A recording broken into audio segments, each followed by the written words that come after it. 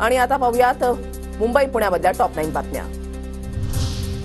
26 ते 29 सप्टेंबर दरम्यान मुंबई ठाण्याला जोरदार पावसाचा इशारा, तर नाशिक, अकोला, छत्रपती संभाजीनगर, धुळ्यासह इतर जिल्ह्यांमध्ये मुसळधार ते अतिमुसळधार पाऊस पडण्याचा अंदाज।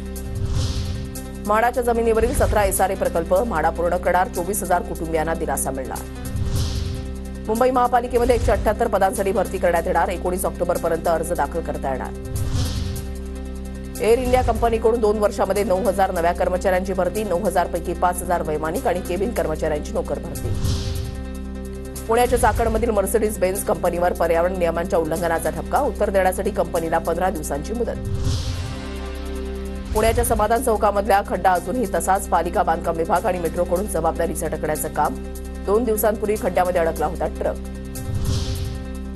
मुंबई विमानतळ आयुक्तालय झोन 3 कडून 2 प्रकरणांमध्ये सुमारे 1,58,00,000 सोनं आणि 1,54,00,000 हिरे जप्त। या प्रकरणामध्ये 3 जणांना अटक।